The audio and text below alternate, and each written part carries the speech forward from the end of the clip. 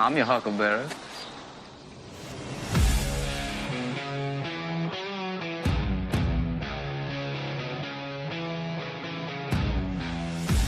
This is the Smoking Guns Podcast.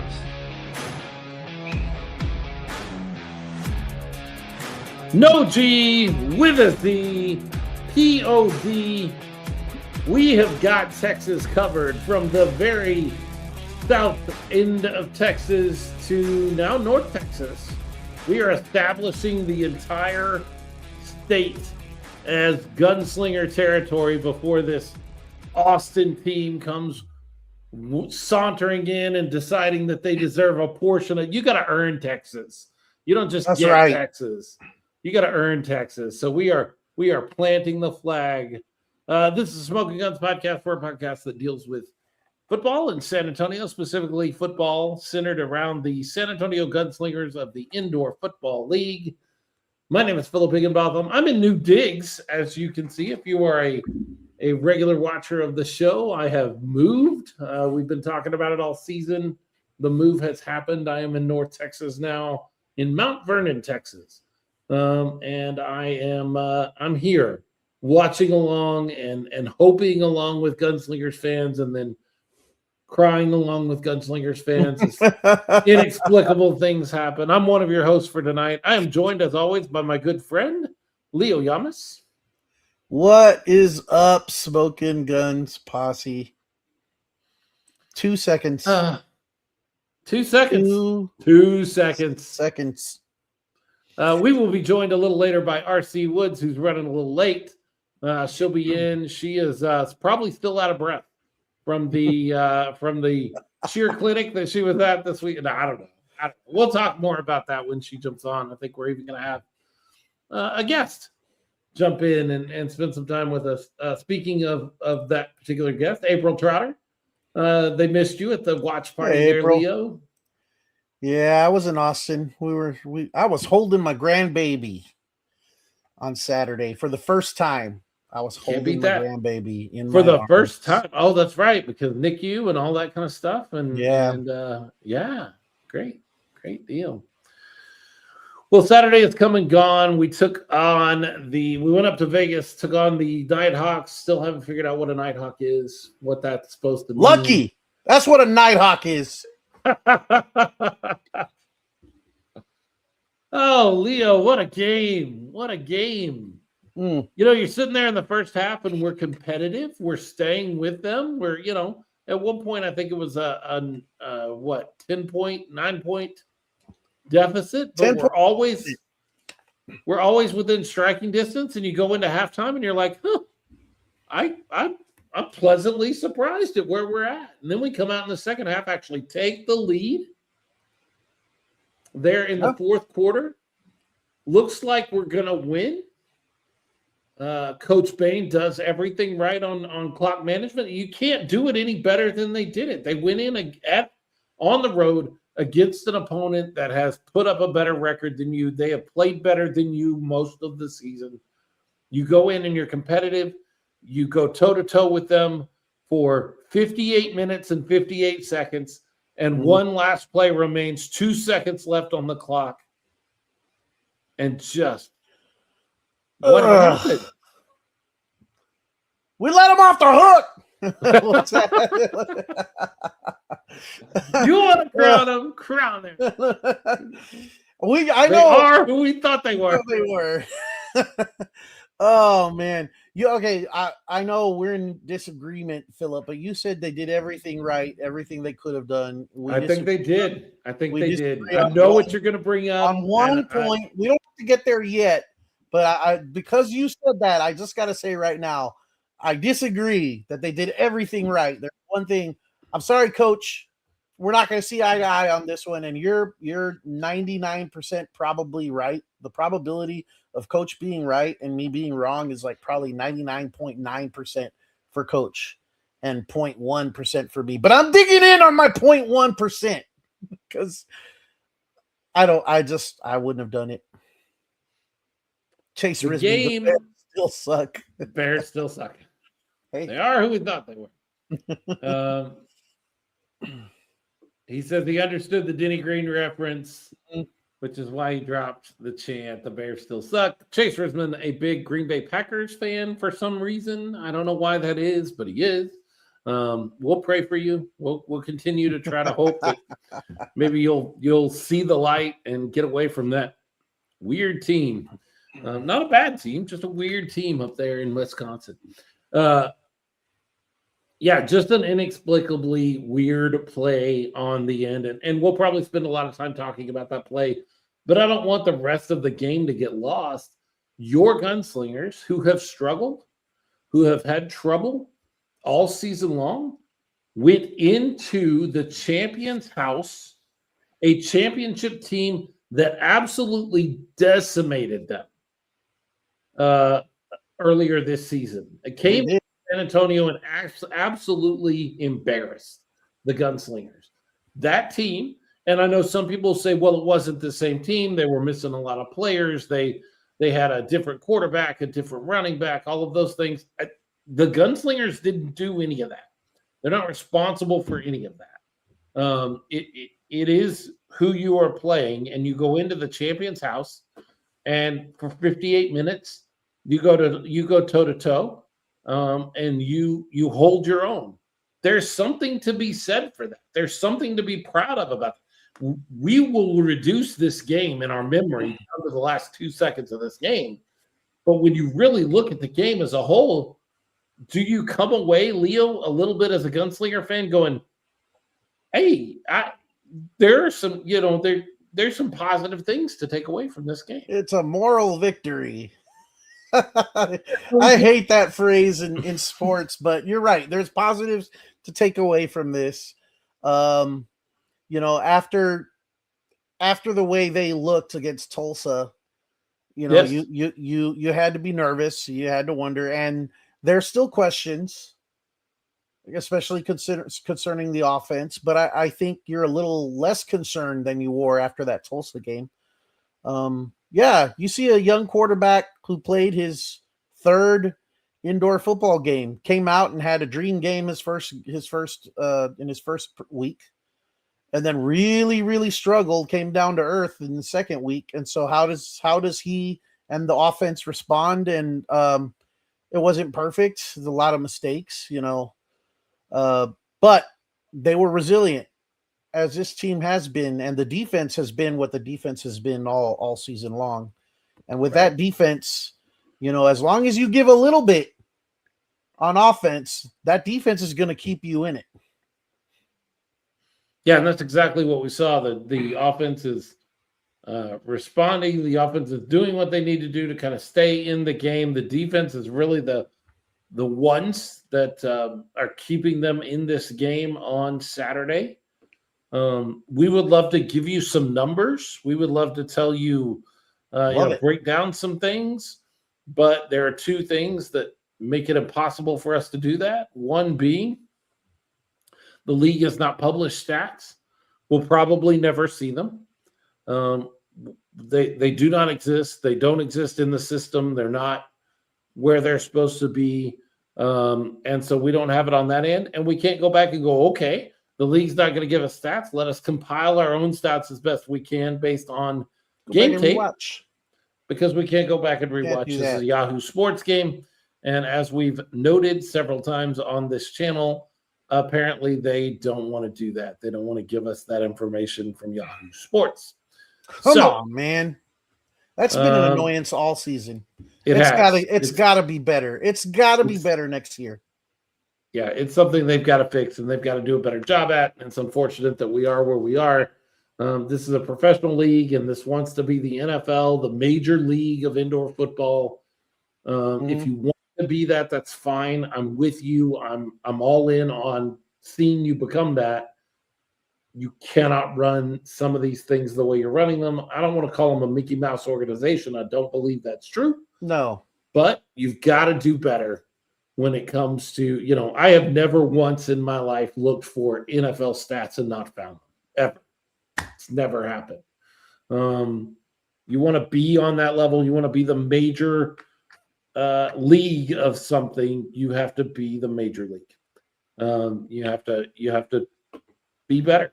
and they're not. April Marie Trotter, always with the opinions, and we love them. Here's an interesting one. I don't care for our coaches wearing white shirts and light gray pants. It made it difficult for us to see them. I didn't even catch that, but yeah. Coaches wearing the white shirts. That's new. That's not something I'm used to, but Chase Risman, I'm assuming assaulting Zachary Calzada wasn't enough for Trey Harvey to get suspended. He's calling back to the end of the Tulsa game. I wasn't sure. You guys talked about that last week. I didn't get a chance to weigh in on that, but when you have a player leaving marks on another player's throat, it certainly begs the question of, are we going to do something as a league? Are we going to punish someone?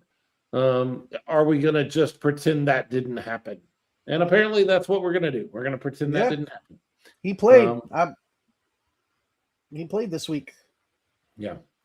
So, despicable. Leo, do you think there are some folks that will say that the Gunslingers' success on Saturday, whatever success they had, comes down to the fact that this was not the Vegas Nighthawks team that has played most of the season? This was a new quarterback. This was a different running back. Some defensive positions, key positions, they were playing different folks.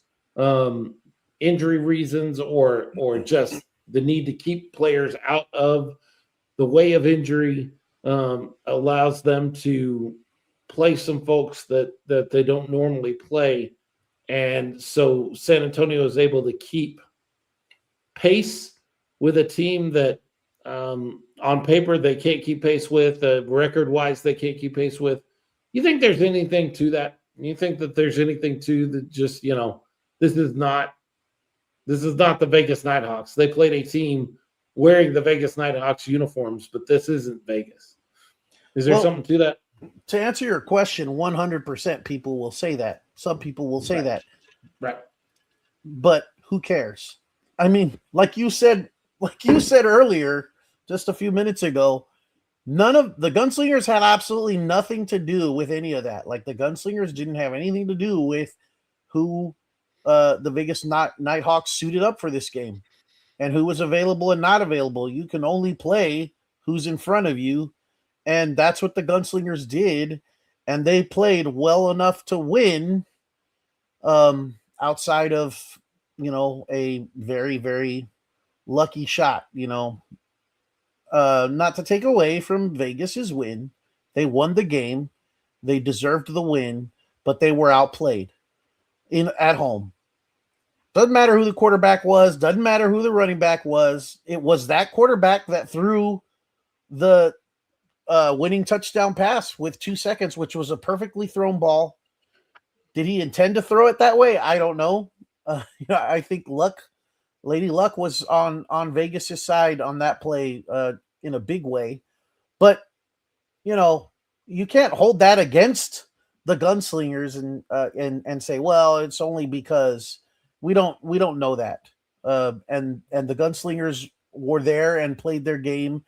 I'm sure Coach Bain and the Gunslingers, some of the Gunslingers are kicking themselves for things that they did during the process of the game that maybe had things gone a little bit different, or they executed a little bit better, some better snaps, for example, from center. Penalties, again, which has been a problem. Those two things have been sore spots the entire season. Then maybe that last play doesn't carry as much weight and wasn't as important as it was. But yeah, people are going to say that. Does it matter? No, it doesn't matter. I texted you right at the end, right after we scored the final time that we scored. We have this option because it's indoor football and because of the way the rules work. We have this option of what we want to do with the kick. You're up by 5, if I remember correctly. Mm-hmm. You've got 5 seconds on the clock, something like that. You can squib kick. They're going to have to return it. That's going to eat time off the clock. I fully understand that option. But I texted you and I said, would you go for the deuce here? You get the possibility of 2 points and having a 7-point lead if you can make the deuce. But even if you don't, they get the ball on the 20, sure. But there's no possibility of a big return or something inexplicable happening on the return. Now, ultimately, we squib it. They return it. That's what eats up, a few seconds on the clock. It was a perfectly kicked squib kick, by the way. No, Tyler Huddle is great at the squib kick. It was good. I just wonder, and I didn't ask Coach a question. I didn't ask Coach anything this week. I usually do. I left this one alone. This was one that I wouldn't have wanted to get a text question from a media guy on after this particular game. So I left it alone this week. But I gotta wonder, you go for the 2 points.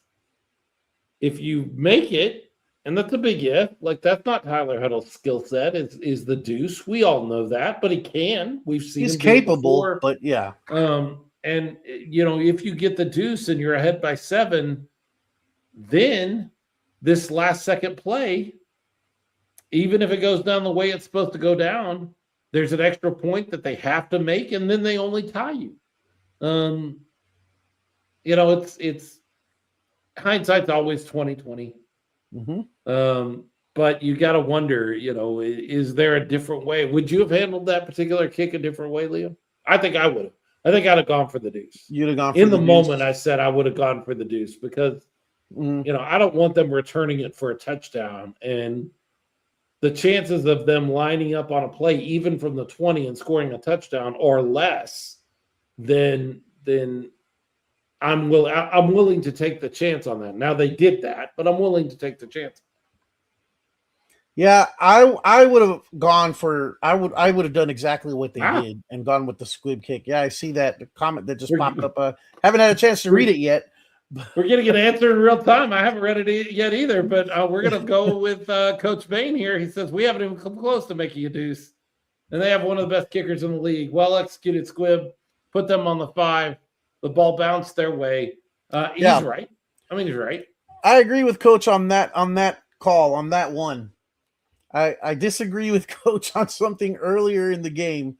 I would go, you said hindsight. My hindsight goes back further in the game than that kick. But no, to answer your question, I think the squib kick was the right call because Tyler Huddle is very, very good at the squib kicking. He is. He is. That's a great part of his game. Yeah. He has even scored.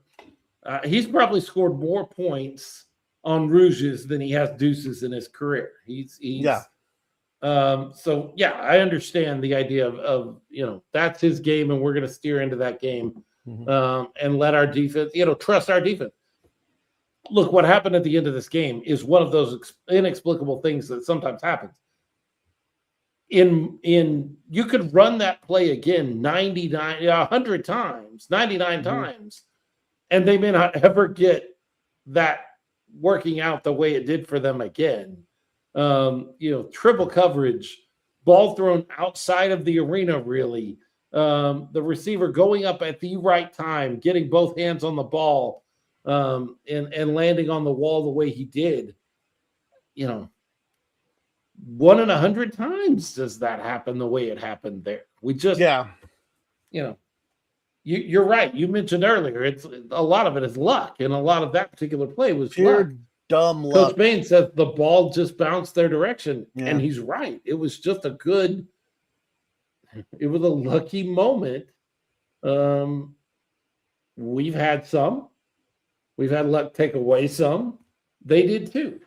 Let's talk about your concern. Yeah. With score management, and it was all the way back in the first half, if I remember correctly. First quarter, right, Liam? First quarter, second possession. That's where I was in disagreement with the decision that was made. And like I said earlier, Coach Bain is with us now. I don't know if he was with us earlier. I'm like 99.9% Coach Bain was right to make this call, but I'm digging in on my 0.1%. and that's okay. So you start off with the possession, you turn the ball over, and so now you got to rely on your defense to come up big, and stop Vegas so that you're not behind the 8 ball on possessions, and they do exactly that. Your offense manages to move the ball a little bit. Then you get to 4th and 5. I believe it was 4th and 5 from the 5-yard line. It was 4th down and goal situation. We have not been very good at goal to go situations all year. We're now with a new quarterback who had one great game. Yes, I 100% understand that, and we'll remember that game for a long time. And one very bad game, and now the offense has already started kind of sputter out the gate. So your defense does its job and gives you an opportunity to not only regain that position, but put some points on the board. And you come down to where it's just one play, and you're on the 5-yard line, and you've got a good kicker in Tyler Huddle. He's been struggling a little bit. He's been injured, but still at the 5-yard line, you got to think this is as close to a gimme as you can get with your kicker. Why not take the points and reward not only your offense to just kind of give them a little something to get in a rhythm, but also your defense for coming up big in that moment, instead of getting them out there on the field again when you fail to convert on 4th down and they got to go and do it again and got absolutely nothing for the first time. On that 4th and 5 in the first quarter on our second possession, after the defense got it back from us, I 100% would have gone and taken the points. Give me those 3 points now. And you, Philip, you and I were texting back and forth, and you said you're not going to win. You're not going to beat Las Vegas on the road kicking field goals. And I said, yeah, but you're certainly not going to beat anybody on the road coming away with empty possessions. Right. That 3 points matters, and it sure the heck would have mattered at the end of this game. And I could almost feel head coach Jonathan Bain sort of, his wisdom, because we had this conversation last year when he was still part of the coaching staff, but he was not the head coach. We had this conversation with Jonathan Bain about a time last year where we felt like you felt like specifically kicking the ball, kicking the field goal was better than going for it. And Bain came back and told us, look, that's not the way it works in this league. That's not the way things work in indoor football. You don't just take 3 points. You're not going to win games that way. And, I felt in that moment as we were chatting back and forth, because it was before we ended up not converting on the 4th down. I texted you and I said, you're not going to beat a team like Vegas on the road with 3 points. That's just not going to happen. And I felt like that was my opinion being informed by that conversation that we had with Bain last year.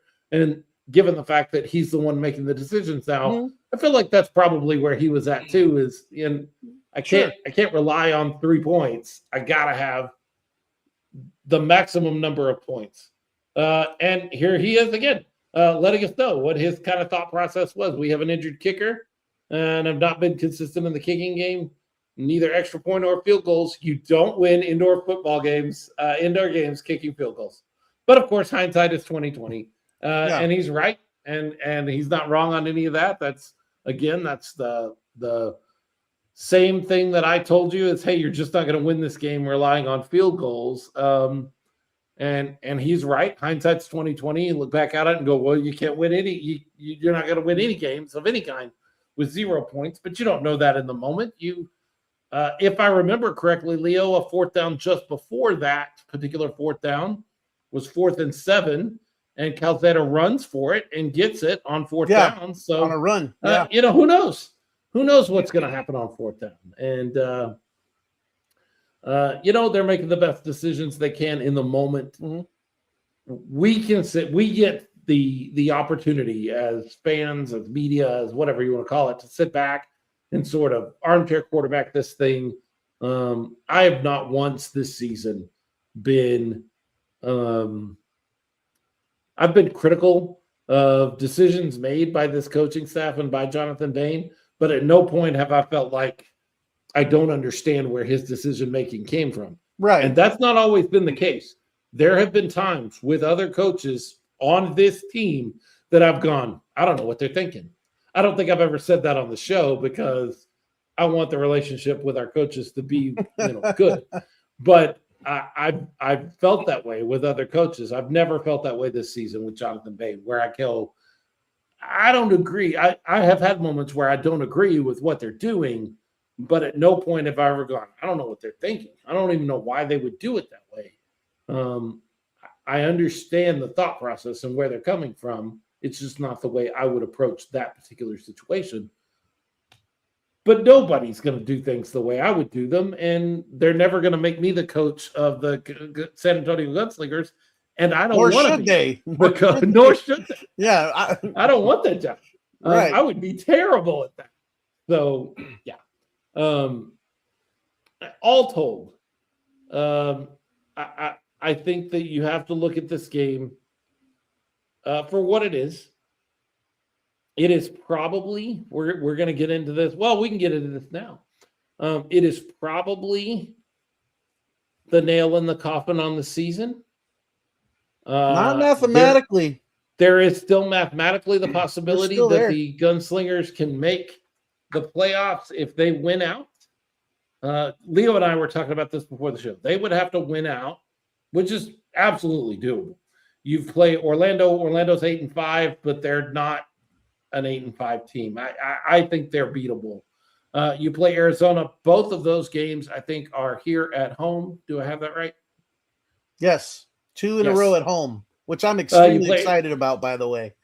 You play Arizona, and I think you can beat them. I want to beat them. I want to beat Coach Kevin Guy anytime I get the opportunity, but I think you can beat that team. And then you've got Iowa, final game of the season on the road. I think that's a win. Iowa is another one of those New Mexico NAS sort of teams that has really struggled this year in a way that we haven't. And so I think if you take your team out there, you can get the win. So we need to win out. And I think that's a possibility. We also need Tucson to lose 2 of their last 3. It'd be nice if they lost all 3. They have Arizona on the road. They are on the road to Arizona. They play NAS, and they play San Diego in San Diego. Coach Bain saying, far from the nail in the coffin, as the old saying goes, it's not over till the fat lady sings. He's right.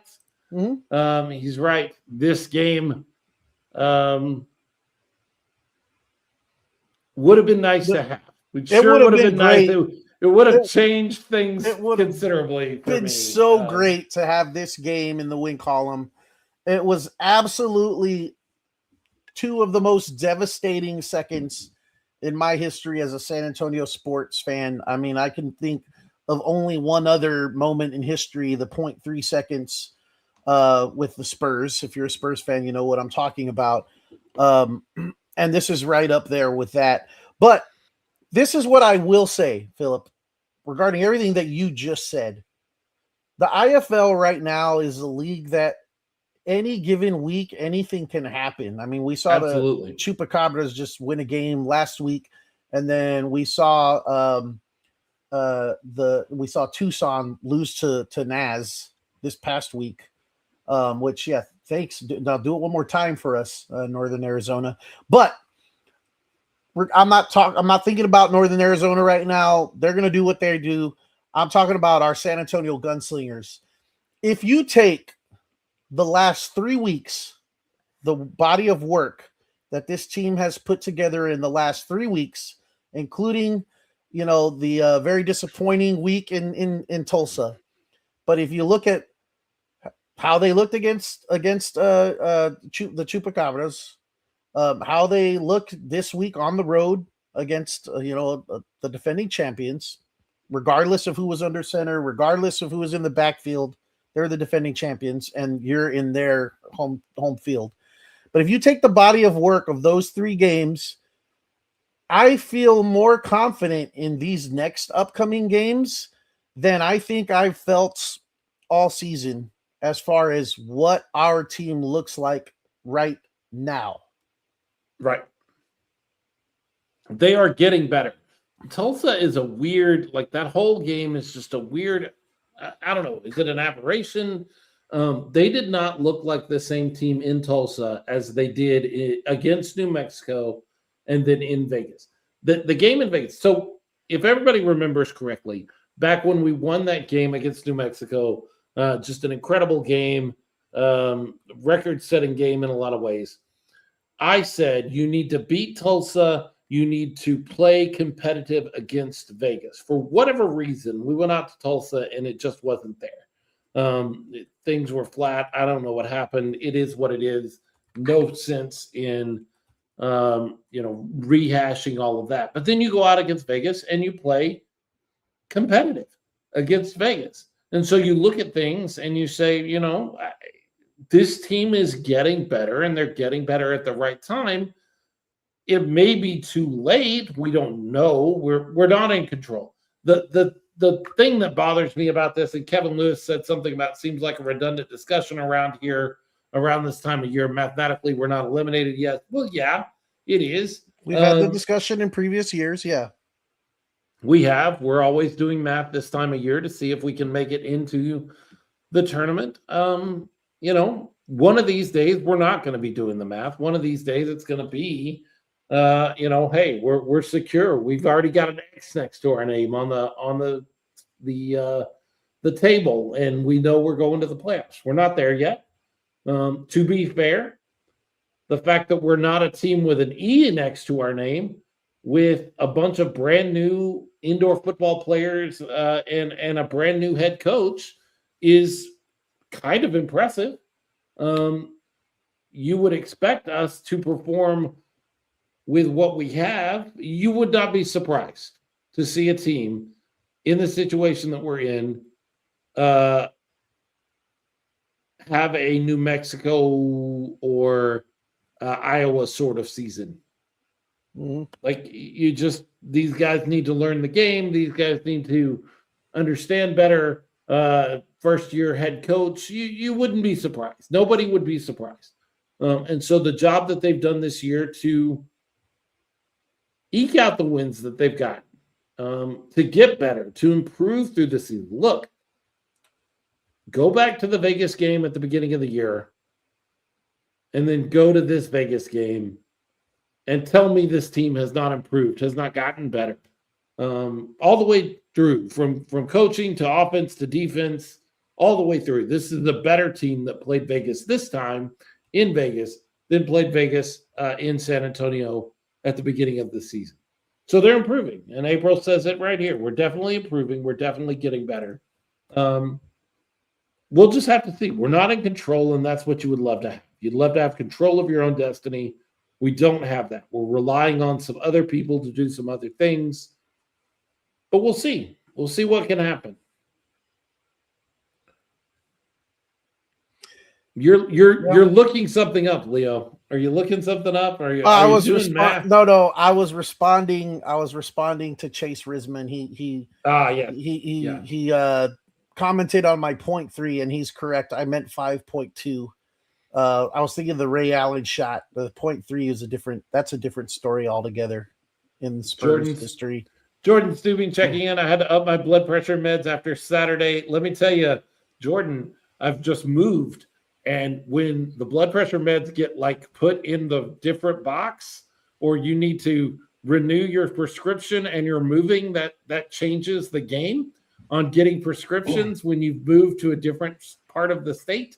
I did not have my blood pressure medication on board for that game. That wasn't great. I mentioned to my daughters as we were watching the game, I was like, this is not a good time for me to not have my blood pressure medication. Hey, look who's joining us. It's RC Woods. Hey, RC, how are you? I'm sorry I was late. I had an interview with the DCC. The DCC? Like, are you talking about cheerleaders? They heard about the camp and they wanted to interview me. So I'm going to be on the field next this coming up season, just so you know. All right. You know I'm kidding, right? No, I do apologize for being late. Sorry. But that would have been a good story, though, wouldn't it? It would be. It would be. I would have. Coming from URC, though, I don't doubt anything because you definitely get out there when there's getting to be done. RC is not afraid. He's not afraid. So that would not be the most surprising thing you've ever done. You've ever made happen for this show. It's like, I just called the Dallas Cowboys cheerleaders, and they're gonna, they're gonna partner with me and do some sort of I wouldn't bat an eye. I'd be like, "Yep, that sounds like RC." That's RC. Yeah, now that sounds like a great idea. Now she's gonna go do it. You had April going, apparently. Jordan says you had April going, RC. So okay. Yeah, man, you were talking about blood pressure medicine and just how we felt and reacted to that. It was, I mean, we're in Austin. We're at my daughter's house watching the game, and she's not that familiar with indoor football. Living in Austin, she'll have an opportunity to be very familiar with indoor football next season if she chooses to be here, and her husband. But we're explaining with 5 seconds left on the game how it ain't over. And we've seen things, weird things happen with even less time. And then sure enough, there it goes. And Loli's had some choice words. She doesn't curse a lot, but she has been known to curse in certain sporting events. She goes hard as a fan. And she had some choice words after that. And it was hard to sleep after that one. It's one of those games where it happens and you sit there going, that can't be it. We do you remember, this is a weird pull. Do you remember Robin Hood Men in Tights? Mel Brooks movie? I do, but I'm curious how you're going to relate that to this situation. I'm curious too. Bring it on. Mel Brooks just turned 100 yesterday, I think, this weekend. And so that's what I guess Mel Brooks is on my mind. But in Robin Hood Men in Tights, there is the famous scene where of the Robin Hood book where he goes and competes in the archery contest and he loses. He shoots, and then the other guy shoots and cuts his arrow in two. And then he goes, I lost? I can't lose. And they all pull out their scripts and I get another shot. And they pull out, Robin, you lost your arms in war. Yes. That you feel that way. You're like, no, that can't be the end. There's got to be something that happens. And so you just sit there and just kind of, I'm watching players start shaking hands, and I'm like, stop that. The game's not really over. Stop doing that. There's a flag on the field somewhere. I'm looking for flags. I'm doing all of the, absolutely. And that, this can't be the way it ends. You just sit there in silence for a second. You're like, that can't be possible. Because Leo, you and I are talking about this earlier, and you're like, I thought maybe there was a chance, or I 2 seconds left. I thought it looked like in our heart of hearts, we would never say this out loud, but we thought we had. We were there. It was when we had 2 seconds. When there were 5 seconds, I was still like worried. I was like, I've seen crazy stuff. Then the first play was just a quick out to the wall, and then there was 2 seconds. And in my brain, the words passed through, we got this. And man, I will try to never do that again. I'm sorry, Gunslinger fans. I thought we got this with 2 seconds left. Yeah, I don't blame you. It reminds me of that Spurs play by Fox. Yeah, I think y'all were just talking about that earlier. Yeah, Leo and Chase were kind of talking about that earlier. But it reminds me of Ted Lasso. I think I've used this several times over the past couple of years. It's the hope that kills you. Because at the end of the game, it's like, I didn't walk into this game with a lot of expectation, and then my expectation got raised because of how the game went. Yep. And then in 2 seconds, it all crashes down. And now I feel worse than I did when I thought we were just gonna have a rough game. This feels worse. I can finally put the debate to bed. Like for years, the debate has raged about, would you rather lose by a lot or lose by a little? Would you rather get blown out or would you rather, just barely, get beat at the last second kind of moment? Well, we've done both of those. And strangely enough, it's been against Vegas. And I will tell you, I don't like either. But if you make me pick one, I would take this over what happened at the beginning of the season when Vegas came to town any day of the week. I will take being competitive and having a chance to win over just getting run out of your own building anytime. Well, yeah, because the close loss like this, and especially on a Hail Mary play and some kind of fluke play like that, you're really pissed and you're really upset immediately afterwards, and it lingers over while you go to bed. But then you wake up the next day and you kind of realize as a whole what happened. And like you said earlier in the show, Philip, you take some things from that, and it's not all negative, it's positive. But when a blowout loss, there's nothing positive. It's just negative. So the next day you're back and you still feel like crap the next day. Not to say we felt fine the next day because we were still, frustrated with that. But like just looking forward, you got to move on to the next game, and you feel a lot better going into the next game after a close loss like that on the road than you would a blowout for sure. Yeah, certainly. A blowout is just so, especially a blowout like I say, we just experienced this against Vegas at near the beginning of the season, and that is just disheartening. It saps your joy. At least there's some things I can look back on this and we were so close, we almost had it. There's some joy there. I like Ralph's. I got to retort Ralph here. Beat by a perfect throw to a perfect spot, arriving at the perfect time. You're almost right, lucky. Ralph. You're almost right. Replace the first perfect with lucky. Beat by a lucky throw to a perfect spot, arriving at the perfect time. Now that 100% I will get behind, but you ask that guy to throw that same pass, give him 10 chances, and that's the only time he makes that pass exactly right. I agree. Yeah. And for that matter, again, do this 100 times, and I think only one time in 100 it's going to get there. April brings up what I'm about to say. Yeah. Yep. We had 3 guys there. Three guys.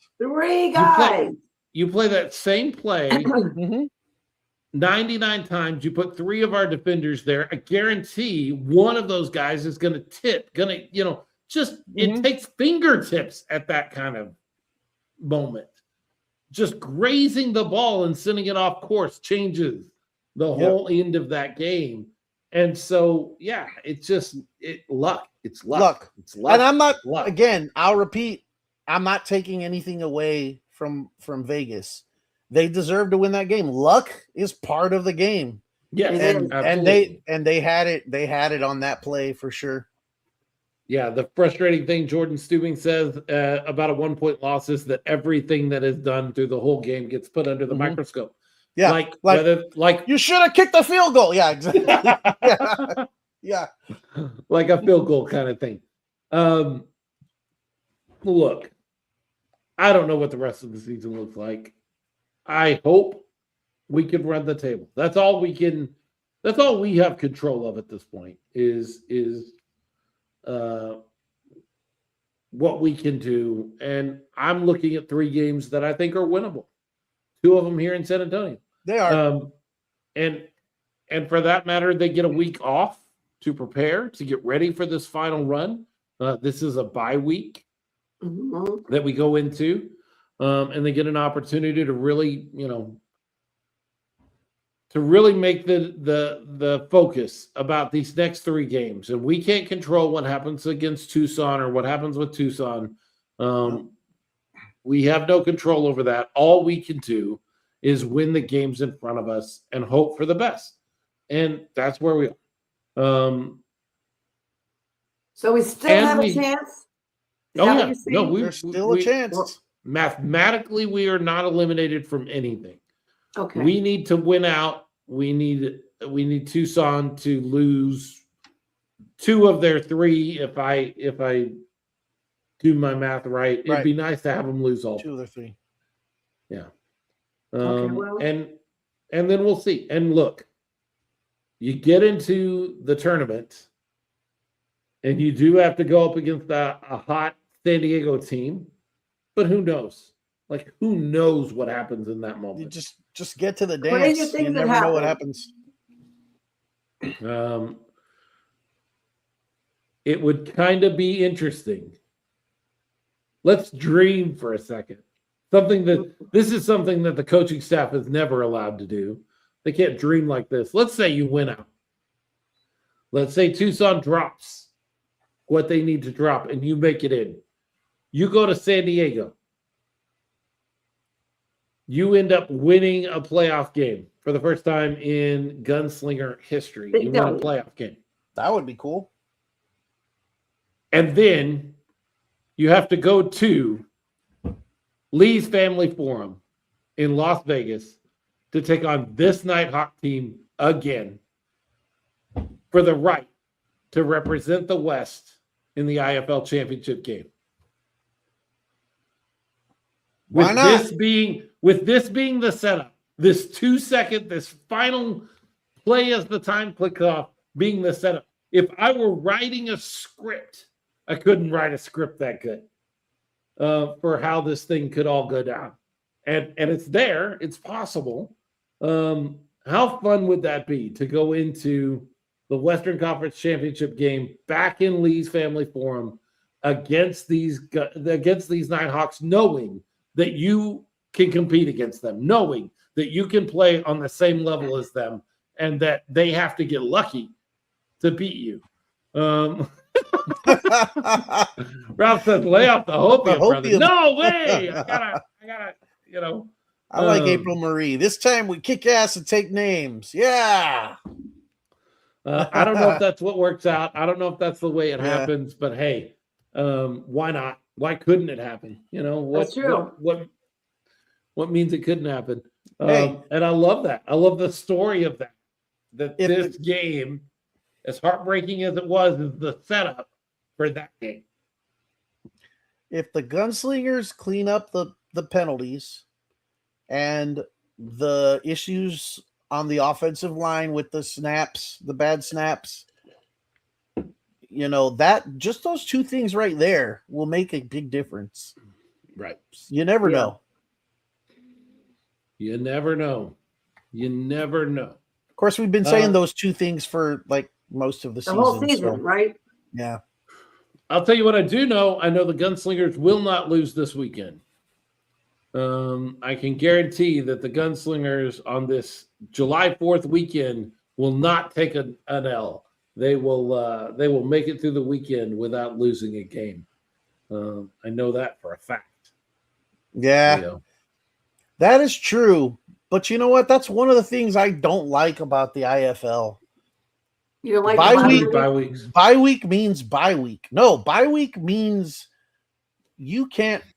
There's no practice, and so you can't take advantage of a bye week like you can in other versions of football, where you can work on some of those things.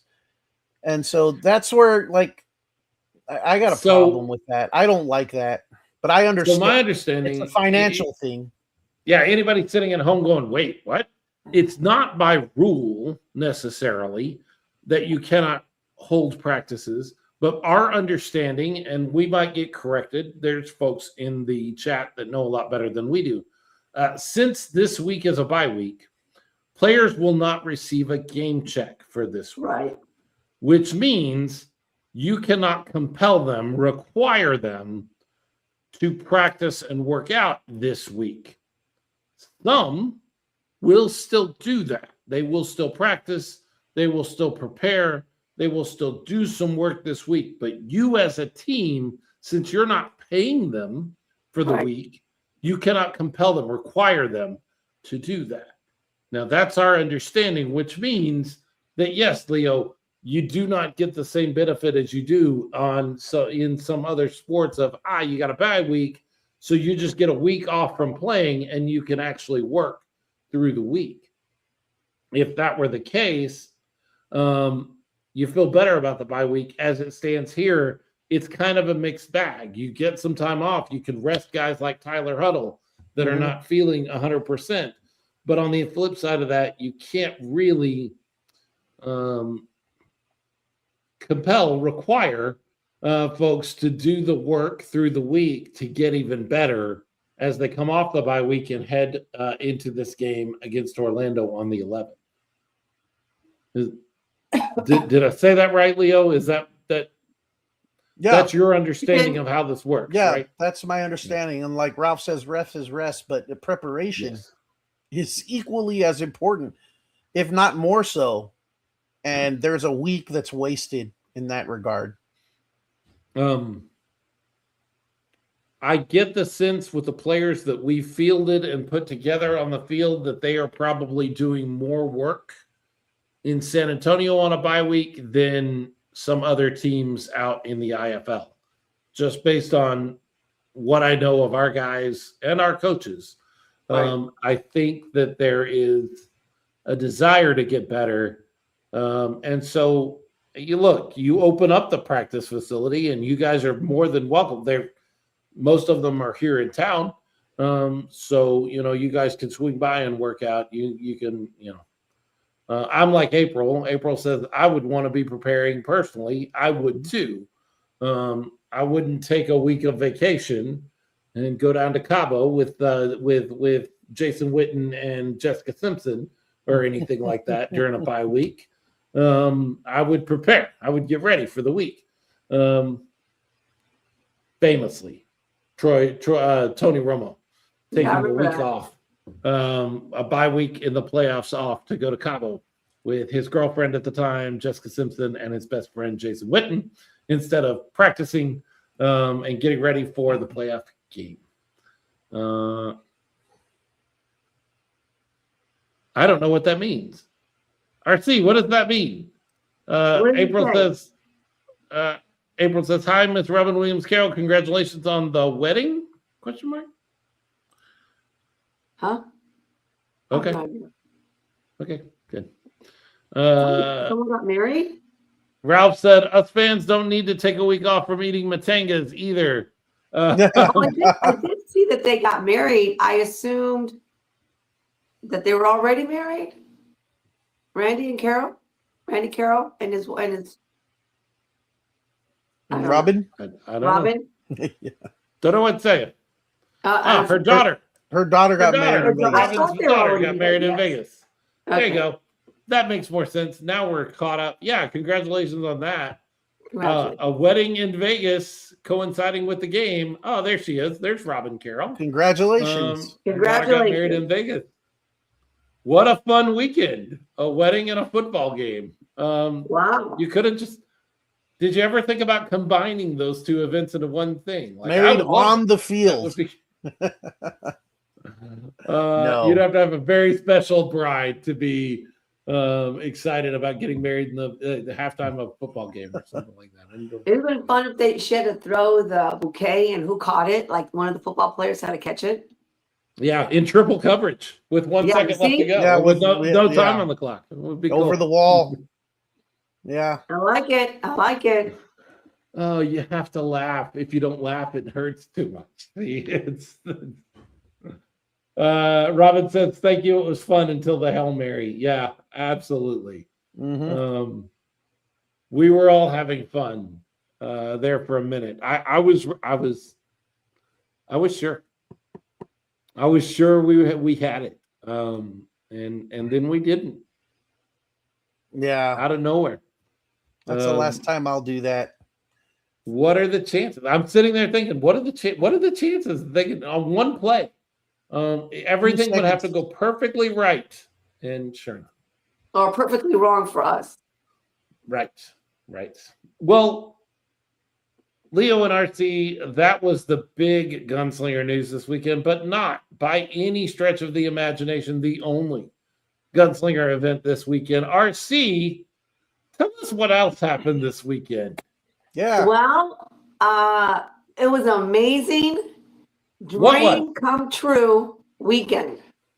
What was? We finally had the 6-shooters, 35 and plus, cheer camp.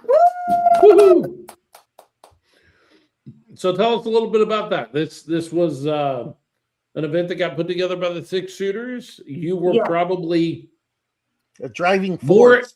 Yeah, you were probably more involved than anybody knows in doing some of this and making some of this happen. Tell us about this event. Well, I had talked to Cassie, and we had kind of joked about it in the past, and I've joked about it and talked about it on the podcast. So it was no surprise that I've always been pushing, the only requirement that I can't fulfill and trying out for the 6-shooters is the 2-piece. I'm still stuck on that 2-piece. I said, but if they had a 1-piece or whatever, I could probably try out. Well, this was my 1-piece.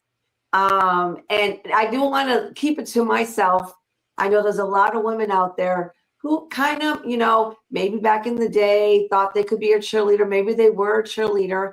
And we have to be given the opportunity, right? We don't ask for much, right? And so I talked to Cassie, and she was able to make it happen.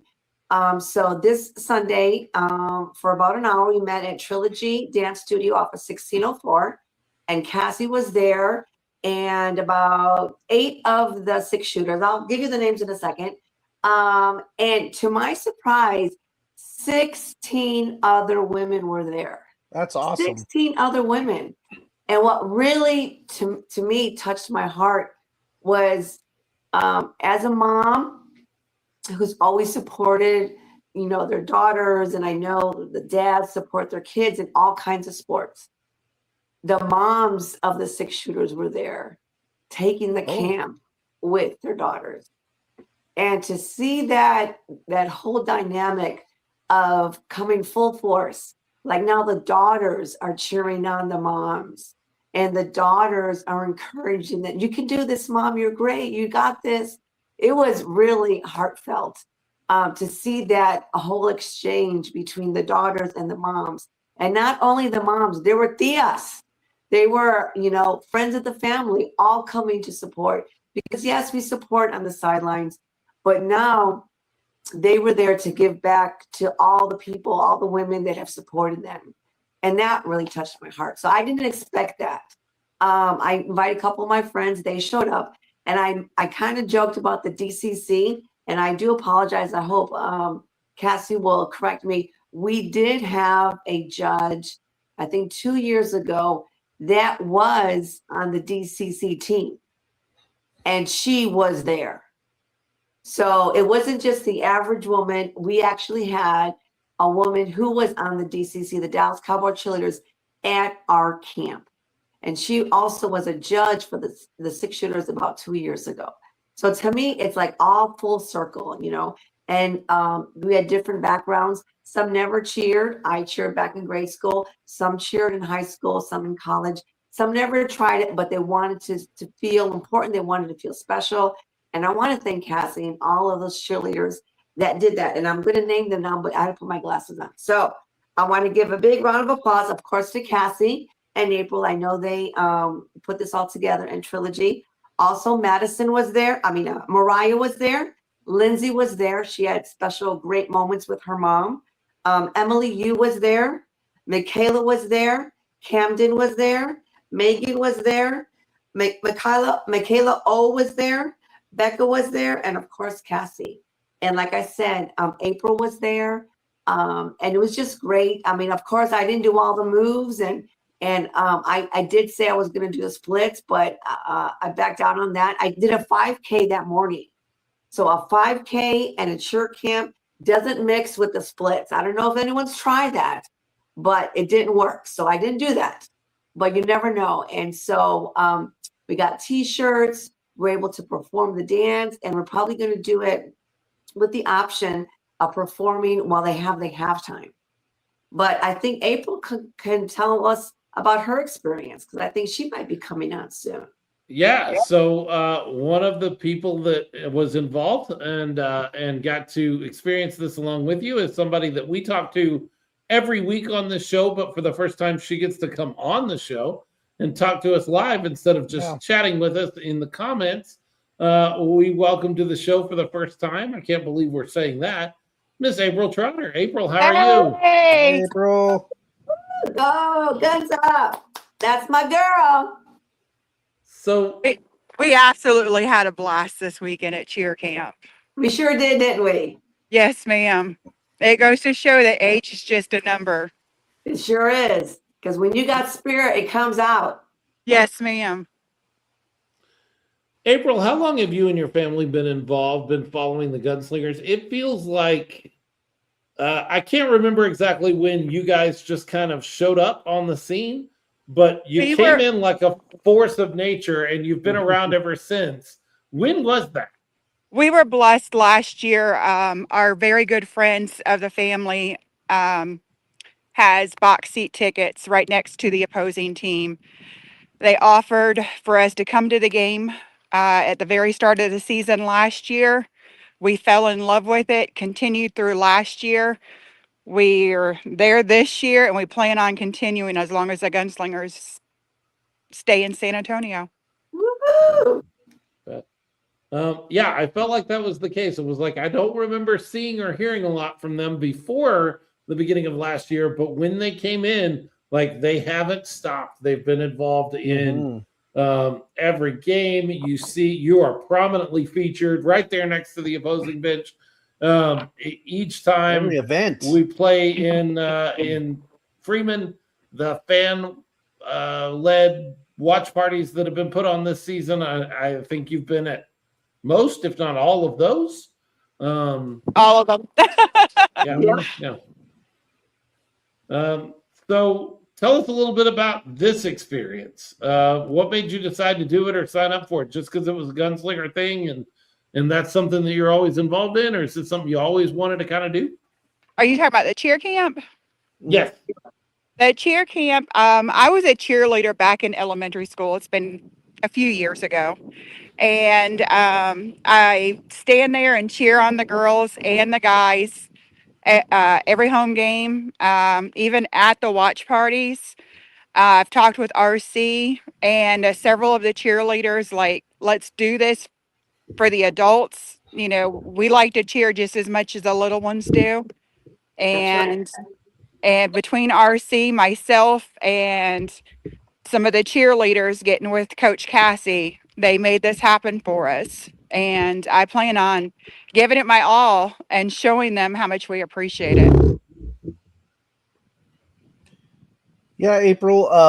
The six shooters are, I'm sure, are a big part of what the total package of what you fell in love with when you came in last year and you were hooked.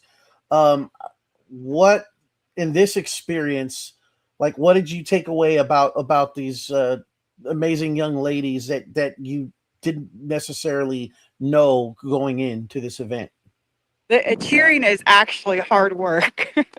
Oh my God.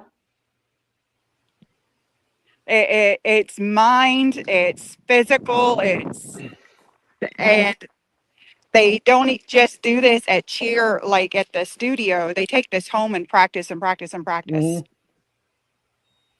And how long did Go ahead. I was just saying, how long did the event run? It was about an hour-ish. Mm-hmm. I don't think I could have gone any longer. It was a lot. The routine, I believe, because I recorded it at studio. I believe it's trying to get that move. I believe it's 53 seconds long. So we're gonna show y'all what we got in 53 seconds. Nice. You know, and the thing is, when you look at them performing, they always look so effortless, right? Mm-hmm. Like angels dancing out there. Yes, ma'am. Oh my God, just like stepping in place, moving your arm from your hip out. You don't think that sounds difficult, but it is, right? And then just putting your arm up and putting on deodorant. Remember this, putting on the deodorant. Putting on deodorant, never going to be the same. Only the ladies know what I'm talking about. But it was hilarious. We laughed. We took pictures. It was really great on my part. So I absolutely had a great time. Nice. It sounds to me, I was gonna ask, like it sounds to me like the actual physical part of it was like more difficult than you expected. I was gonna ask if it was more is that the more difficult piece, or is it the timing as well? Because there's a lot of timing, it seems like, in There's these a lot of dances, timing. and everyone as a group having to get that just right so they're dancing in unison.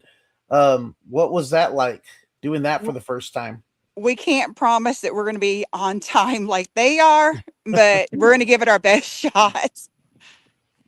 That's true. That's true. Now, one thing that I thought I could master was the hair flip, and I could not. And the next day, my shoulders, my neck was hurting. And I'm like, why is my neck hurting? What did I do? I was like, oh, the hair flip. The hair So I flips. definitely have to work on that because that did Yes, not ma'am. come easy with me. I thought it would. I was mistaken. And those that are at the game when we actually do perform, you'll understand the putting on the deodorant move when Yes. we perform. Those are some inside jokes that only us women, timeless age, know about. And so it was great. And what did you think about the daughters and the moms and the aunts that came to support them? What do you That think was about that? amazing. That was amazing. And even the ones that didn't have relatives there to support them or, come out and be a part of it also. Well, I know like RC and I said, you know what, we're here for y'all. That's true. We adopted a lot of the 6-shooters because they were like, my mom's not here. We're like, well, we adopt you. And they're like, oh, my mom's not here. Well, we adopt you. So it was that bond that really became close. And that was just 1 hour. So I can only Yes. imagine the bond that they have. And some of those girls have been on the team 3, 4, 5 years. I know Mariah's been on there for a couple of years. I Yes, know ma'am. some of the girls because I've been there, kind of behind the scenes and the different events. All beautiful. It's so much harder than what they make it look like. It's so effortless when they do it. But for us, I was like, oh, dang. And then I'm on a bowling team. I think some of y'all know that. And I invited someone that I met on bowling, Felicia, and she came out and she just like blended in right away. I mean, she was just like one of us. Like she never even been to a game, never even heard about the 6-shooters, never heard about the Gunslingers. She's all on board now. She can't wait to go to the next game. So it was exciting. I think it really brought the fans together, us as cheerleaders and as women. Yes, ma'am. Yeah, We lost you, Philip. Are you okay? Yeah, I just had some technical difficulties here at the new the new dig. setup. I had something that wasn't plugged in right, and my computer has not been plugged in the entire time we've done this show. So it started popping up and telling me that my battery was low and I was fixing to get kicked off permanently. So I had to fix that. I fixed that and we're good to go. But I've been listening. I've actually been able to stay connected the whole time. But just you couldn't see me. So, Well, then Did you you heard. have any questions for April? I do love that Jordan Stubing has the same problem I do. That hair flip kicks my butt every time. I was just about to comment on that. I'm just a stupid guy. Like, admittedly, I'm just and this is just something I just assumed that like all women had that superpower of the hair flip. I had no idea this is something like the girls had to like practice and perfect and everything. I thought it was just this superpower that made all of us guys just, Maybe just to Loli blow us, has it, but just to I blow don't. us away. RC and I learned that it's definitely something that has to be practiced and perfected. Yes. And I remember, I just, like I said, they make it look so easy, and it's not that easy. Yeah. April, we know what RC would say about this, but I think I know what you're going to say about this. But if there's anybody next year or next time this sort of event comes together and they're looking for information, they may stumble across this episode just to find out some information about like what's it going to be like and do I want to participate? I'm not really sure. What kind of advice would you give them if they're on the fence and they're like, I don't know if I want to commit an afternoon and I may feel like out of place. It's been years since I've done anything like this. I don't know. What advice would you give them? Go for it. Do it at least once. I don't regret going. I don't regret asking for it. and I would definitely do it again.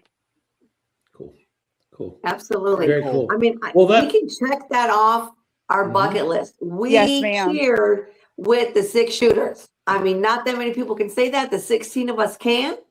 And if we have this next year, I guarantee you we're going to double that number. And 'Cause it I was can so speak much for fun. myself. I know I'm not going to be perfect come, what is it, the 19th that we perform, but it's in my heart, and I'm doing it for the team and for the girls and for myself. That's right. absolutely. And Don't forget this yourself. is one event down from something. Look, this idea was born out of RC's joy and love for the cheerleading. This is something that she started talking about around this time last year, I believe, maybe even before that. Something for the other ladies. I don't even want to say older ladies because that's not really what the deal is, but just the other Right. ladies that wouldn't necessarily connect with getting on the field with the 6 shooters, and certainly wouldn't be available to be in the kids camp. But this is an opportunity for them. That's one down. Leo, you and I have had another idea that we've pitched before, and I'm fixing to pitch it again, Yeah, of we a talked about it coaches last week. camp. Yeah, coaches camp for the adults, for the adult men, and probably some of the women too, where we all sit around with Coach Bain, with another member of his coaching staff maybe, and they actually bring out tape and say, hey, here's what we're looking at or what we're looking for. We have some barbecue. We do it right there at Gunslinger Nation. Have some barbecue, have some beers, and just go over some coaches' film so that they can show us what we might be missing as fans, what they're looking for, what this play was designed to be, even if that's not what it became, or why this play works so often, and what you're doing to the defense when you run this play or the offense. I think it would be cool to just go out and spend an afternoon with the coaching staff. Look, you and I, we joke about it all the time, Leo. We're not going to get out there. Like, these ladies are way better than we are because we're never going to get out there and like, hey, for one afternoon, we're going to put on pads and do what Get the taped other up and do. go for it. You guys can do it. Okay, maybe you don't have to put on the pads, but do what you can. And that was the main thing that I took out of this camp. There were some ladies that were younger, right? Some were a little bit older. Yes, All yes. different body types. And that was the key thing, all different body types. And doing this with everybody else, we had a whole wall of mirrors. It didn't show that, oh, I can't do this, or I can't do the hair flip, or I can't, maybe shimmy this way. But what I can do, I'm going to do it, and I'm going to be proud of it. Smile and give So, spirit. yes. So don't think we did this for you two, because we want you guys to have the opportunity, not just you two, all other men out there who maybe wanted to still have that dream of being part of a team, a football team, but never could talk to the coaches or really, maybe catch a ball from a quarterback or something. You guys can do it too. Don't put any obstacles. Philip, if you and Leo make it happen, I'll go with y'all. Nice. Why are you Well, going that I far, love- April? Good God, I'm not doing that. Oh, yes, ma'am. I love the idea of a coach's clinic or a coach's camp as far as getting out there and actually, strapping on the cleats. And I don't even run like I used to. I certainly can't, do a lot of what those guys do in practice. But I love the idea of getting deeper into the game. Certainly the indoor game. I know a lot about the outdoor game. I've watched it for years and years. I am still relatively new at the indoor game. We've been doing this show for 6 years. With the Gunslingers have been around for 6 years, but that's nothing compared to the 46 other years of outdoor football that I've consumed and been around. So getting a primer from coaches and coaching staff and hanging out with them. I mean, I would enjoy learning, but I would just enjoy as much, just getting to hang out with the coaching staff and coaches. I like our coaching staff a lot this year, and I would love to just hang out with them and spend some time with them, get to know them a little better. And I think it would be a cool experience. So we've got one down. The event that you guys did this weekend, we checked that off the box. Now I'm pushing hard on the Gunslingers. Let's do this other one with me. Ralph says Philip and Leo right tackle and left tackle. No, you're not listening, Ralph. Hey, Because Ralph, you you're wanna in hit- this too. That's right, Ralph. So hit a sled with him. You want to hit a sled You with me? He don't said be he'll all play talk and no center. action. See, I do talk, but I put my action behind it. So you Yes, guys ma'am. are all talk right now. So you guys got to get some action. If we put a tackle dummy out like on some heavy padding, so when you fall, you're not going to hurt yourself, and then like maybe mark it up with Trey Harvey's number, put Trey Harvey's name on it. I'll go out there and I'll hit the heck out of that for Let's sure. go. Sure. Well, April, we love the fact that you are as excited about the Gunslingers as you are. The record doesn't matter. We have some fans. We have some folks that get very involved when things are going well, but we've seen them all. All of us have seen them on social media. When things start going rough or when things don't go their way, they kind of pull back or even get kind of surly online about the team or the organization. I've never seen that from you, from your crew. You guys are true blue fans. Even if you're new, even if it's this second season, you're always in. Ralph says we are all talk. Yes, we are. We're not getting out there and playing football. We'll talk football all day long. We're not. I'm not. Leo, you can go against me if you want to and be that guy, but I'm not. I'll hold a myself. snap for a Tyler Huddle kick. That's about as Well, there you much as go. I'll do. There you go. That's about as much as I'll do. Look at this. Breaking news. April Stubing. I'll work out the details. We're going to make it happen. Coach's Clinic. Details coming soon. Oh my goodness. wow. Yes. Sign me That's up. That'd awesome. be great. Let me know what it costs. And hey, there's no small investment from me at this point. I am 6 hours away from San Antonio, but I'll make it. I'll make it work. As long as you don't put it on a Sunday, please. You put it on a Saturday, please don't put it on a Sunday. That would mean I would not be able to participate, but I'm in. Ralph says that he'll learn to deep snap, Leo, you need to learn to deep snap or he will.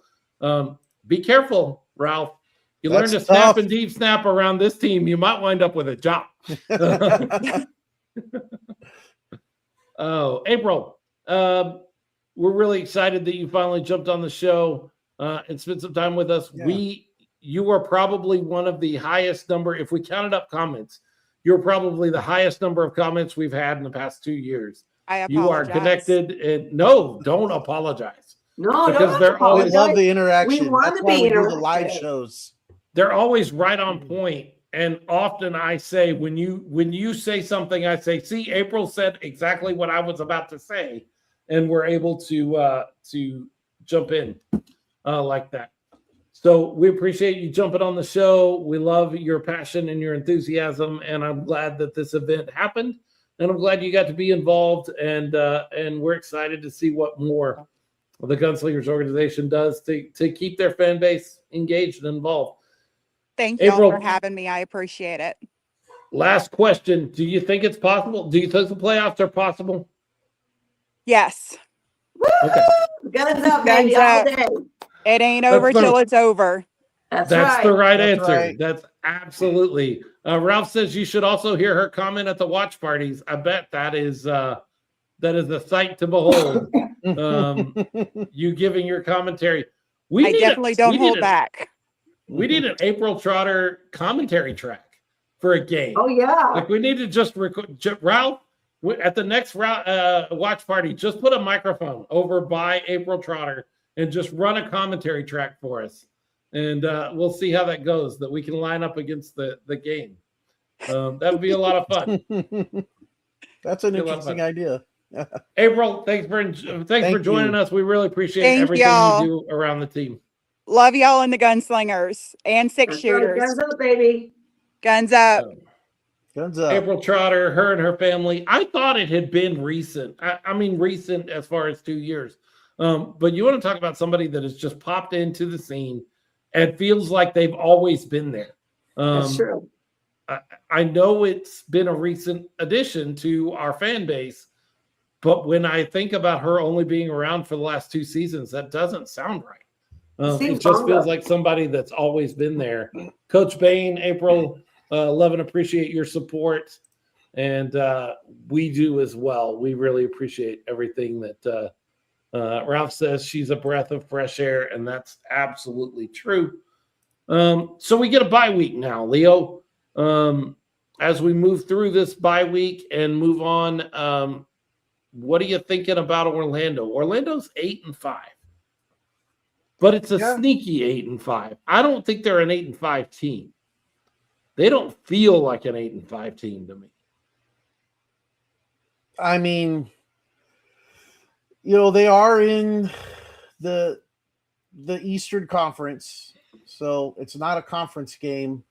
You can only play who's in front of you, so I'm not gonna gonna give them too hard of a time for that.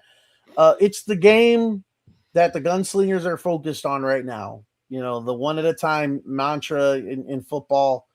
You focus one game at a time. Is it winnable? To your point, absolutely. I think it being a home game, most Gunslinger fans, I'm sure, feel just the way I do, where it's like, okay, it's been a while, and we're excited to have them come back home and cheer them on and see this Gunslingers team grow. It's late in the season, but it's almost like a new team these last 3 weeks. So we've seen some growth, I think. And like I said, after the body of work of these last 3 weeks, I feel good about our chances moving forward. And that starts this week at home against Orlando. Your question about them being an 8-5 team, I mean, that's what they are. Their record is what it is. But yes, it is a winnable game. I think a very winnable game for this Gunslinger squad at home. Especially if the fans are there to back them up. So I certainly hope that we show up and show out. For sure. Yeah, I'm efforting right now to figure out what. Do either of you remember what the theme is? It's I want to say it's an American. It's the 250. Yeah, it's a 250 America's birthday kind of thing. I swear I saw it earlier today. And now I'm looking everywhere for it. But it doesn't show that anything on there. Yeah. I'm not seeing it. However, I am seeing a lot of activity. Ralph says the Army is going to be there. That's always exciting. That is. Always exciting. I am not seeing what I thought I saw earlier today. I'm sure someone will reach out to me and I thought I saw a promotional graphic for the 11th with the theme on it, and I should have saved it when I saw it. So we'll get more information about that here in a few minutes when somebody connected to the team goes, these guys Patriot Night. Ralph says American Freedom Night. That does sound right to me. Patriot Night, American Freedom Night. While we're waiting for that information, though, just a week later on the 18th, there's another event. The Gunslingers are knocking them out. This is the other side. We have the 6-shooters dance camp for the young girls, the young ladies. It is. April says it's Patriot Night celebrating 250 years. It'll be the first opportunity after the 250th birthday of our nation for them to celebrate, and you can bet the Gunslingers are going to celebrate in style. Big way. Yep. Mm-hmm. Yeah. On Saturday the 18th, the Gunslingers practice facility, they are hosting a Gunslingers youth camp. That's for ages 6 through 17. Nice. Another exciting day. Just like the Gunslingers, the 6-shooters camp, this is an opportunity for folks to come out, get their kids involved with something to do in the summer. Look, I've got kids. Leo, you've had kids. RC, you've had kids. We all know that when you get down toward the middle of July, you're looking for things. for them to do, looking for things Go to play be in the involved in. street. Yeah, go play anywhere but here. Go somewhere. Do something. Do something. Get away. Get away Watch from the me. grass grow. Pick up rocks. Do something. Stop playing video games all day long, Yes. every single day. Yeah, get off the TV, get off the video games, go do something. This is an opportunity to get them out, to go do something. Registration details are still pending. We know that it will probably be close to what they were charging as far as the registration fee for the Gunslinger, the 6-shooter camp. That was $70, RC. Is that right? Yeah. If I remember Yes. correctly. Yeah. But again, we want to make the same opportunity available that we did last time, which, by the way, April Stubing, I still need an invoice for the girls that we sponsored. Get that to me so that we can get you what you need on our end to take care of our half of those girls. But that aside, we want to make that opportunity available to students all over again. And I don't want to just say boys, because That's right. 'Cause it's we had a not girl like last year. Yeah. I'm shooting for yeah, to have two girls this it's- year. it's not like 6-shooters camp is just for girls and Gunslingers camp is just for boys. That it doesn't have to be that way, and it's not Right. that way. There you go. Get that. Get your kids out of the house for a day, but more than that, get them an experience that they're going to remember. They're going to go back to school, and when they have to talk about what they did this summer, they'll actually have something to talk about because they've been on the field with real professional football players, and an experience that they'll talk about for years to come. Yep. And if money is the only obstacle, the only reason you won't be able to send your students, you need to reach out to the Smoking Guns podcast, and we'll find a way to make that happen. That's right. That's right. We have the funds, and we have other folks that are sitting in the wings with funds waiting to sponsor students for these kind of opportunities.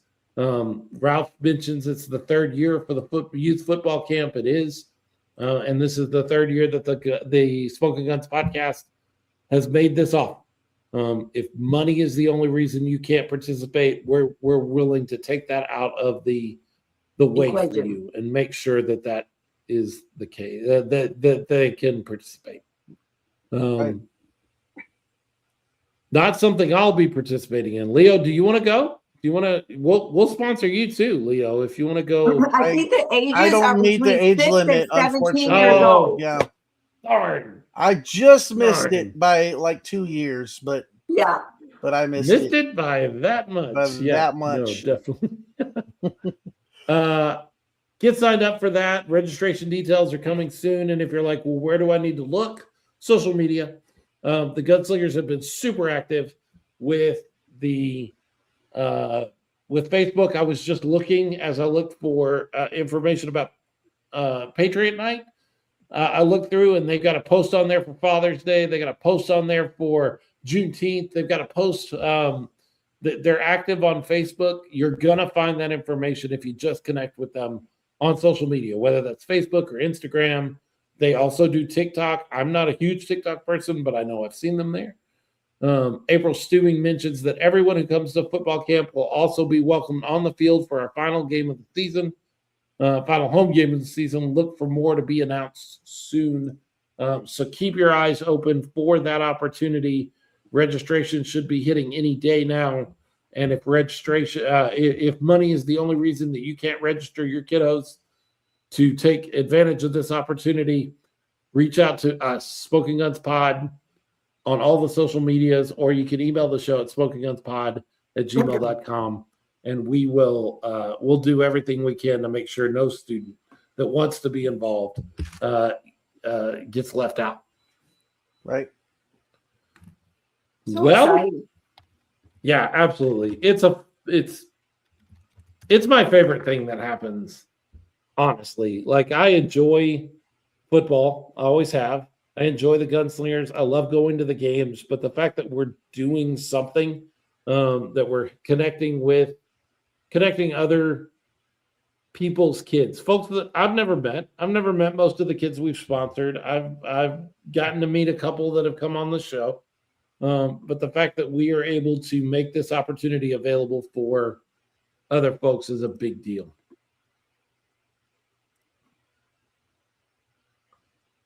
Well, what else?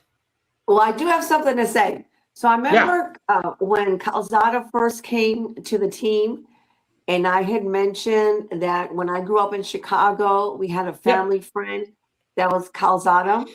So I made a few phone calls, reached out to Zach's family, and yes, his father is first cousins with my friend that I grew up with in Chicago. How crazy. What is that, a small world or what? So It back is. in Very Chicago, my mom was in, I don't know, labor, that the story goes, in labor. And back then they would have, I don't know how it was, but they shared a room together. My mom and Teresita, which is her husband, is brothers with Zach's dad. How that works. That all these years later, that there would still be a connection. That to me is amazing. So I did reach out to the dad, and the dad said he would love to have an interview. So maybe during this bye week, that might be something that we can work into. Maybe and, so. Kind of bring his perspective of how small this world really is. That years ago, when I grew up in Chicago, that years later, I would be interviewing one of my mom's best friends' relative. It's amazing. Everything happens for a reason, and I feel like we don't always know the reason, but I think God has a perfect plan, and it always turns out great.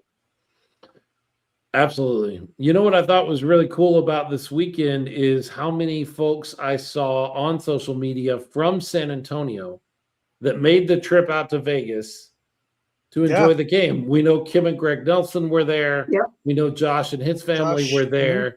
We know that, of course, the Carrolls were all out there for the wedding. The wedding party.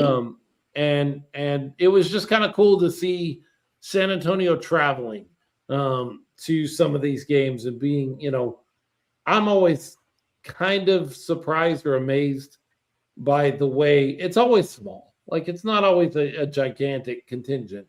But when we have games there in the Freeman Coliseum in Tulsa, or, what's another one? Carolina used to have a pretty good group that would show up when that would travel with the team. It's always, they always get that section right behind the visitors bench, and they're in that area. Like April says. Yeah. Very cool. April says, we traveled to the watch party. Yes, you did. You did. She doesn't live in San Antonio, so she means that when she says travel. Yeah, absolutely. Just, I thought it was cool that we are starting to get those folks that are traveling out to home games as well, or to away games as well. I hope some of those fans that made the trip out there came back with a little money, had a little luck.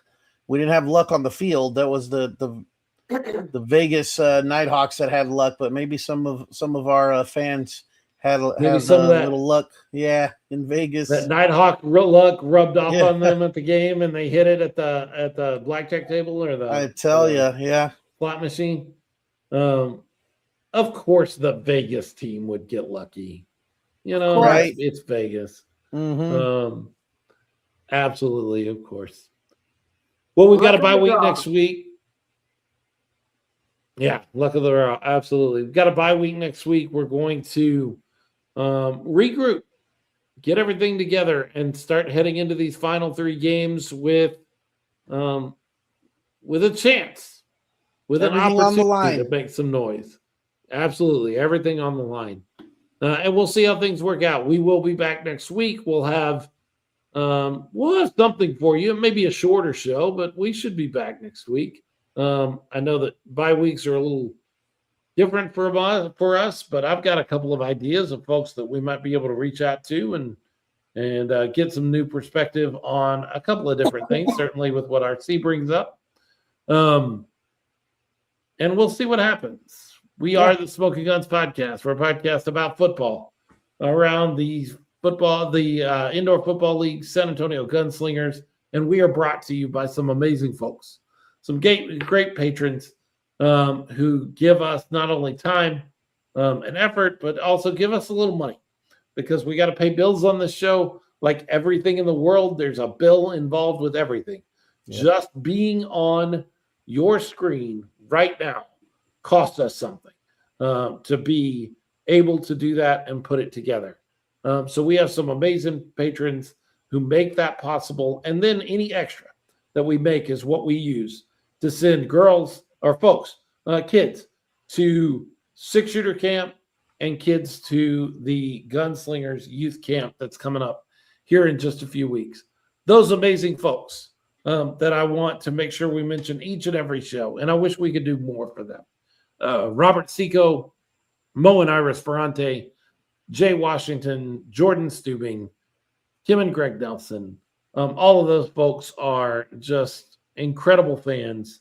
And we appreciate everything they do to help us send kids to camp and to help us pay the bills on the show. If you want to be a part of that group, if you enjoy the Smoking Guns podcast and want to be a part of our team, you can go to patreon.com, Smoking Guns Pod, that's Smoking No G, Guns with a Z, P-O-D. And you can sign up to be a part of that group for $5 a month or $10 a month, maybe even $20 a month, and help us make the show go and send kids to camp. If you're not able to do that, if the finances don't allow you to do that, hey, don't worry about it. It's not anything that we're struggling for. We have never once been able to not pay the bills or not send a kid to camp that wants to go. We've always found a way to cover it. We've always been able to make it happen. Mm-hmm. So don't feel like if you're like, man, they got to have my money. We don't have to have your money. We will use it. If you want to slide a little our way, we'll use it and we'll make something out of it. But if you're not able, don't worry about it. What else? What else do we have? What else is left? I want to see y'all do a hair flip. I did one earlier. You did yours? I did one earlier. Did you miss it? You start down like this and you do this, right? It's just you gotta go down and up. That's a magic that I just can't comprehend or can't do it. I can feel it. I can feel my wind. Let me tell you, it's not as easy as it looks. No, you can feel it. I can feel it right now. I'm feeling it all over. I'm a little woozy, actually. Yeah, turn the fan on so it'll blow. Right, absolutely. This. Here, you want to see me do a hair flip? Not what I was expecting, but okay. Oh, if you're looking for the best indoor football experience, you can look all over the nation. You're not going to find it out there in I was going to go to San Jose. You're not going to find it there because they're not in the league right now. Yeah. But you're not going to find it over in Arizona. You're not going to find it in Prescott Valley. You're not going to find it up in Green Bay or down in Jacksonville. If you're looking for the best indoor football experience, the 210 has got something to say. Bang, bang. Did you see that hair flip? Did you see it? I blinked. I missed it. What? I'm not doing it again. My neck already hurts. There it goes. I saw it. There you go. All right. Thanks so much for those of you still hanging out with us. We really appreciate you. Thanks, guys. We will be back next week. I got a couple of ideas of what we could do next week, but until then, keep hanging out with us. So one of the things that I did not mention, we talked about the technical difficulties I had right there when April came on, and I had to fix that. The other thing is, I don't actually know where my air conditioner is for this office yet. God. And so I have no air right now. Like the air is not on. And I am sweating like crazy. I don't know if you could tell on your end, but I am just drenched right now in sweat, just a fine layer of sweat. I need to be putting on some deodorant, just like April talks about putting on deodorant. But yeah, technical difficulties in a new place. I got to figure all of this out. That's But- got to be top priority there. Figure out where Yeah. the AC is. Yeah, Yeah, for yeah. sure. that is Thanks so pretty- much. pretty important. Thanks so much for all of you that are hanging out with us. We appreciate you, and we will be back next week. Until then, adios. Happy 4th of July. Bye, guys. Happy 4th.